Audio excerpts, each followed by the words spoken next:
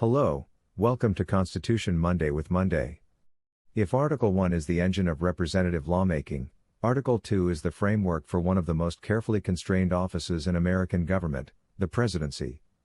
The founders gave the executive branch enough power to carry out the laws, defend the nation, and lead in times of crisis, yet they built in safeguards to prevent the rise of monarchy or executive tyranny.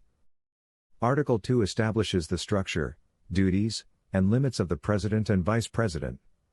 It is a central pillar of the separation of powers and essential to the survival of a constitutional republic.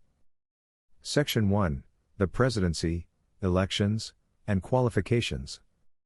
Text summary highlights. The executive power shall be vested in a President of the United States of America. The President and Vice President serve 4-year terms. Establishes the Electoral College system. Requires the President to be a natural-born citizen, at least 35 years old, a resident for 14 years. Before he enter on the execution of his office, he shall take the following oath or affirmation. I do solemnly swear that I will faithfully execute the office of President, and will to the best of my ability, preserve, protect and defend the Constitution. Key points. Executive power is real but not absolute. The Electoral College balances state and popular influence. The presidential oath makes the Constitution, not the office, the supreme guide. Qualifications ensure maturity, experience, and loyalty to the nation. Section 2, Powers of the President. Text summary highlights. The President is Commander-in-Chief of the Army, Navy, and state militias, when called into service. May require the opinion of department heads, early evidence of the Cabinet. Can grant reprieves and pardons for federal offenses. With Senate approval, may make treaties, 2/3 vote required. Appoint ambassadors, judges, and officers of the United States. May fill vacancies during Senate recess. Key points. Commander-in-Chief power is balanced by Congress's authority over funding and war declarations.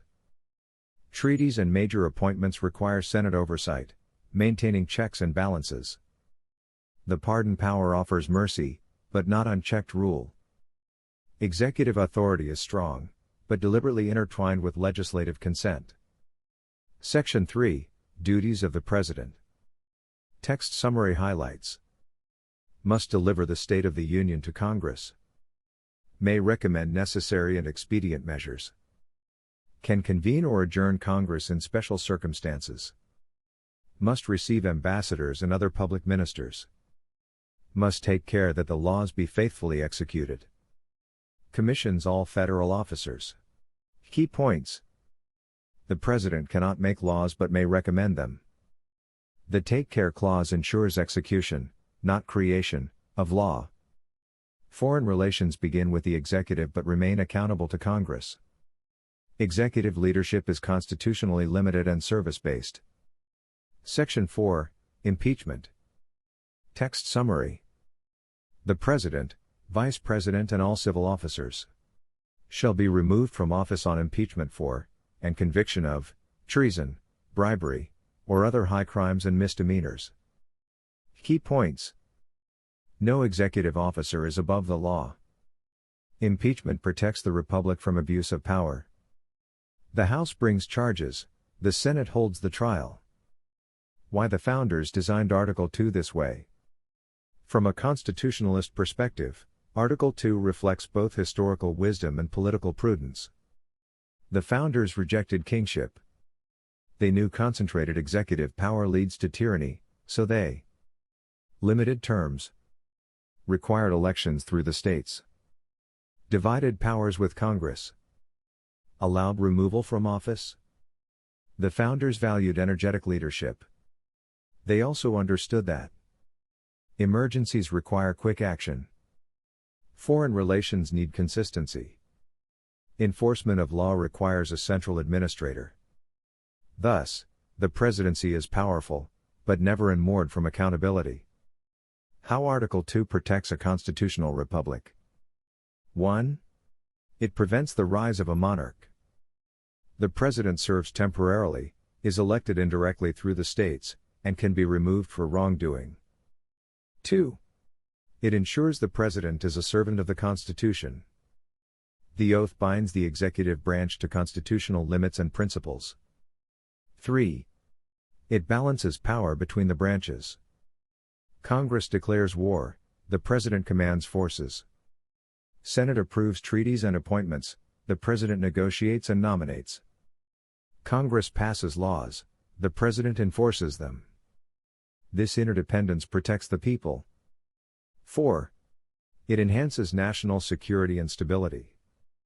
The presidency provides leadership in crises, within constitutional boundaries. 5. It protects liberty through accountability. Regular elections, the impeachment process, transparency, and limited powers ensure no president can become a ruler. Section by section importance for modern America. Section 1 reminds us. Executive power comes from the people, through the states, not from personal ambition or popularity. Section 2 ensures. Military authority and foreign policy remain constitutional, not unilateral. Section 3 guarantees.